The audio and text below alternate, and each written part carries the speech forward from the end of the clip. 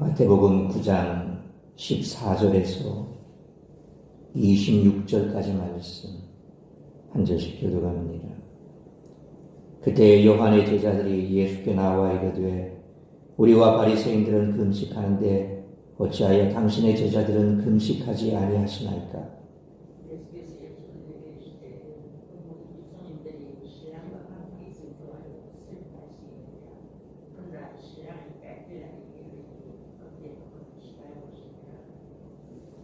생배 조각을 날번에서 붙이는 자가 없나니 이는 기운 것이 그 옷을 당기어 헤어짐이 더하게 되미려.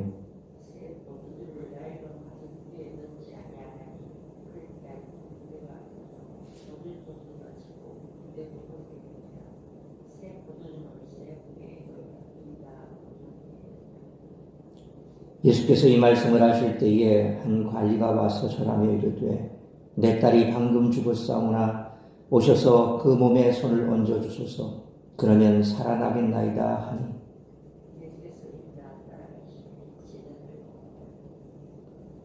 열두해 동안이나 혈루증으로 앓는 여자가 예수의 뒤로 와서 그 겉옷가를 만지니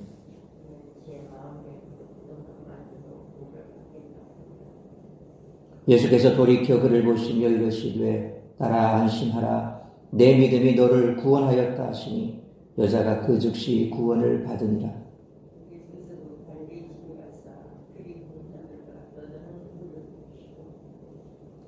이르시되 물러가라 이 소녀가 죽은 것이 아니라 잔다 하시니 그들이 비웃더라.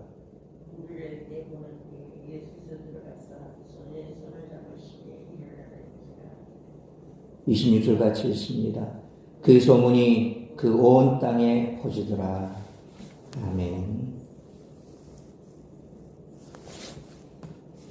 예수님의 사역이 펼쳐지고 있음에도 세례 요한의 제자들이 바리새인들과 마찬가지로 금식을 했던 이유는 예수님의 정체성을 정확히 파악하지 못했기 때문입니다. 이들은 예수님이 바로 이스라엘을 포로기에서 회복하여 신부로 맞이하는 하나님이심을 깨닫지 못했습니다. 당신은 신랑 되신 하나님이 돌아오실 날을 기다리며 금식할 때가 아니라 이미 신랑으로 오신 예수님과 함께 잔치에 참여하는 때였습니다.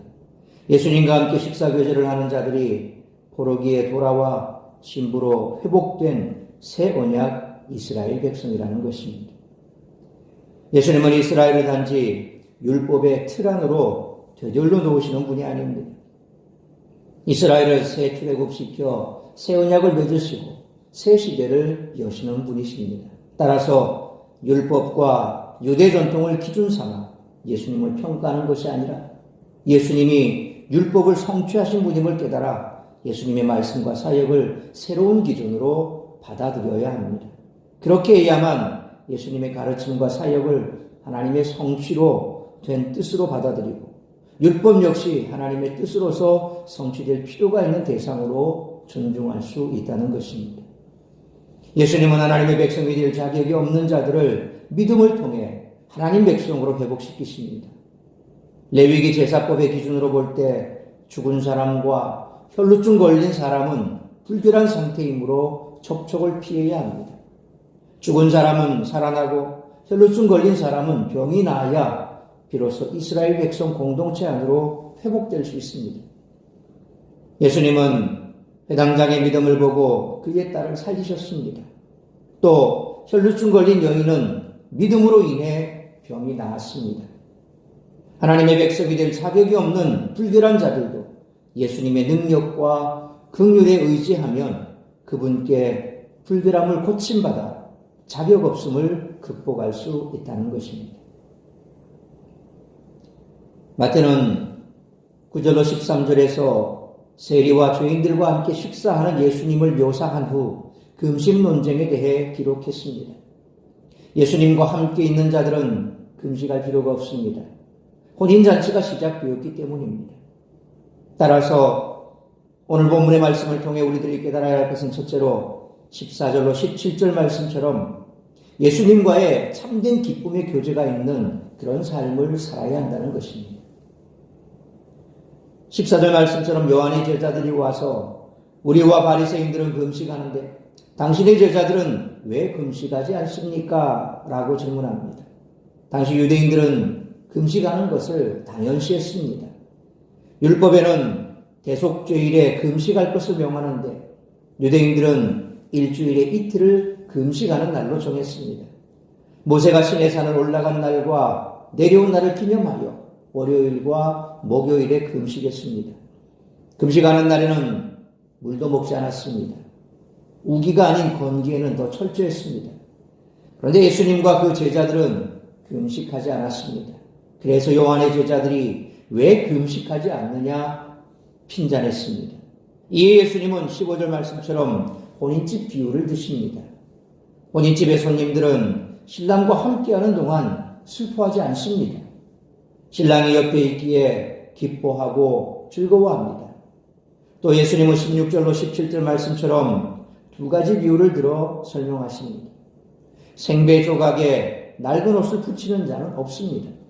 생배 조각이 수축하면서 낡은 천을 잡아당겨 옷이 찢어지기 때문입니다. 새 포도주도 낡은 가죽 부대에 넣지 않습니다. 그러면 새 포도주가 발효되면서 낡은 가죽 부대가 팽창하여 결국 터지기 때문입니다. 이는 신랑 되신 예수님과 함께 새 시대가 왔음을 의미하는 말씀입니다. 요한의 제자들은 구약의 율법과 유대 전통을 따랐지만 예수님은 율법을 성취하러 오신 분이기에 율법과 전통의 틀에 갇히지 않는다는 것입니다. 오히려 그 누구도 성취하지 못한 율법을 완전히 성취하심으로써 백성들을 죄에서 구원할 구속주가 되셔서 새 시대를 여신 것입니다. 만약 우리가 예수님을 믿으면서도 하나님과 진정한 사귐을 받는 복을 놓친 채 형식에 얽매인다면 주님이 주시는 기쁨은 결코 누릴 수 없을 것입니다. 그러므로 살아계신 예수님과의 교제를 가로막고 방해하는 형식에만 치우치고 형식만 고집하는 집착을 버리고 말씀과 기도 가운데 예수님과의 참된 기쁨의 교제가 있는 그런 삶을 살아가는 우리 모두가 되시기를 축원합니다. 두 번째로 18절로 26절 말씀처럼 믿음 안에서 기쁨과 회복의 축복을 날마다 누리며 살아야 한다는 것입니다. 18절 말씀처럼 예수님이 금식에 관해 이야기하실 때 한 관리가 왔습니다. 마가복음 5장 22절에 마가의 기록에 의하면 이 사람은 회당장 야이로입니다.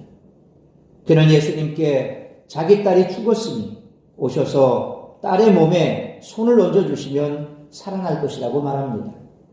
이에 19절 말씀처럼 예수님이 회당장을 따라가셨습니다. 그런데 그 길을 가는 도중 20절 말씀처럼 혈루증 걸린 여인이 예수님의 겉옷가를 만졌습니다. 예수님은 그 여인에게 22절 말씀처럼 내 믿음이 너를 구원하였다라고 말씀하셨습니다. 예수님은 오직 이 여인의 믿음을 보셨습니다. 혈루증 걸린 여인이 잠시 믿음이 생겨 예수님의 옷을 만진 것이 결코 아닙니다. 21절 말씀처럼 여인은 마음속으로 예수님의 겉옷만 만져도 구원을 받았다 생각했는데 이 생각이 미완료형으로 되어 있다는 것입니다. 다시 말해서 예수님이 나를 구원해 주신다는 믿음을 지속적으로 가졌던 것입니다. 그러니까 예수님의 소문을 듣고 그러면서 그 여인이 온갖 노력을 다 해봤지만 결국 허사였음을 알고 이제 남은 소망은 예수님밖에 없다. 그분 소문을 들어보니까 각색 질병 들린 자들 다 고친다더라. 그러니까 나는 내가 불결한 여인이니까 직접 예수님 발 앞에 가서 뭔가를 요구를 할 수는 없지만 그러나 그 예수님의 겉옷만 만져도 나는 나을 것이야. 그런 생각들을 이미 그녀는 오래전부터 품고 있었다는 그런 얘기죠. 예수님은 믿음을 가진 여인을 치유하신 후에 23절 말씀처럼 관리의 집으로 가셨습니다. 그곳에서 예수님은 24절로 25절 말씀처럼 소녀가 죽은 것이 아니라 잔다 하시고 소녀의 손을 잡았습니다. 그러자 소녀가 일어났습니다. 예수님은 연속으로 2번 부정한 일을 행하셨습니다. 피 흘리는 여인과 접촉하셨고 시신을 만지셨습니다. 당시 유대인들은 예수님이 2번이나 부정한 행위를 하신 사실에 놀랐습니다. 그러나 예수님은 오직 믿음만을 보셨습니다. 다른 조건들을 보지 않으시고 오직 믿음을 보시며 구원하셨습니다. 그러므로 오직 믿음으로 구원받았기에 항상 구원의 은혜에 감사하며 믿음 안에서 예수님이 주시는 기쁨과 회복의 축복을 날마다 누리며 살아가는 우리 모두가 되시기를 축원합니다. 사랑하는 성도 여러분, 성 어거스틴은 믿음은 아직 눈에 보이지 않는 것을 믿는 것이다. 그리고 이 믿음에 대한 보상은 당신이 믿은 대로 보게 된다는 것이다. 라고 말했습니다. 혈루증에 걸린 여인과 회당장 야이로는 눈에 보이지 않는 것을 믿었습니다. 그리고 그 믿음의 보상으로 병이 치료되고 죽은 딸이 살아나는 영광을 경험했습니다. 새 시대를 연 신랑 되신 예수님을 맞이할 수 있는 것은 오직 믿음뿐입니다. 기독교 신앙은 예수님과의 관계의 기초를 두고 있습니다. 신앙이 그저 형식에 머문다면 예수님이 원하시는 생명력이든 관계를 경험할 수가 없습니다. 그러므로 지금까지 익숙해져 있는 형식과 관습을 벗어버리고 예수님의 사랑을 더 깊이 묵상함으로 믿음 안에서 예수님이 주시는 기쁨과 회복의 축복을 날마다 누리며 살아가는 우리 모두가 되시기를 주님의 이름으로 축원합니다. 기도하겠습니다. 살아계신 아버지 하나님, 은혜와 사랑을 감사합니다. 오늘도 말씀으로 예배로 이 하루를 시작하게 하시니 감사합니다. 오늘도 우리에게 주신 말씀 우리가 가슴 깊이 새기며 주님 안에서 신앙생활 한다고 하면서도 우리는 여전히 마치 바리새인들처럼 또 예수님을 찾아왔던 요한의 제자들처럼 그렇게 예수님을 온전히 믿고 따르지 못하고 형식에만 치우친 경우를 많이 보게 됩니다. 형식은 필요 없는 것이 아니라 형식 또한 중요하지만 형식에 얽매여서 진정 중요한 것을 놓쳐버리고 있다면 그것은 마치 바리새인들처럼 그 형식에 모든 것을 목숨 걸듯이 살아가는 어리석은 자인 것입니다. 그런 형식에 얽매이다 보면 참 기쁨이 없습니다. 그저 형식 때문에 얽매여 마지못해 억지로 우리가 신앙생활하는 그런 모습을 보일 수밖에 없습니다. 우리는 그런 형식에 얽매인 자들이 아니라 주님과의 진정 참된 기쁨과 교제가 있는 자들입니다. 그래서 바울의 말처럼 우리에게 모든 것이 가하나 그러나 모든 것이 유익하지 않기에 우리에게 있어 다 할 수 있지만 진정 우리의 신앙에 유익이 없는 것은 다 내려놓을 수 있는 그런 믿음의 모습으로 주님의 기쁨을 구원의 기쁨을 날마다 누리며 살아가야 할 것입니다. 그러므로 우리가 이처럼 형식에서 벗어나 주님과의 더 깊은 교제 가운데 들어가 참으로 우리에게 없는 이 구원의 기쁨은 주님께서 우리에게 주신 그 믿음으로 말미암아 얻은 것이기에 날마다 우리에게 주신 이 구원의 기쁨 가운데 감사하며 기뻐하고 뿐만 아니라 주님과의 깊은 교제 가운데에서 우리가 주님이 주시는 그 축복들을 날마다 누리는 삶을 살아야 할 줄로 믿습니다.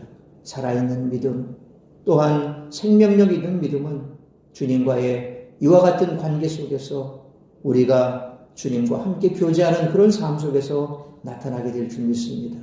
오늘도 그런 복된 주일이 되게 하여 주옵소서. 형식이 아니라 주님께서 주신 이 구원의 기쁨과 감격에 우리가 온 마음으로 온 몸으로 그렇게 주님을 기뻐하는 복된 예배가 되게 하시고 그런 주일이 될 수 있도록 은혜 베풀어 주옵소서. 오늘도 우리 사랑하는 성도들 모두가 다 주님 앞에 나와 함께 예배할 수 있게 하여 주옵시고 세상 가운데 머물며 시험 드는 자리에 있지 아니하도록 붙들어 주옵시고 오늘도 주님이 기뻐하는 그런 예배를 드리는 우리 모든 성도들 될 수 있도록 은총 내려 주시옵소서. 이 모든 말씀 우리 주 예수 그리스도 이름으로 기도하옵나이다. 아멘.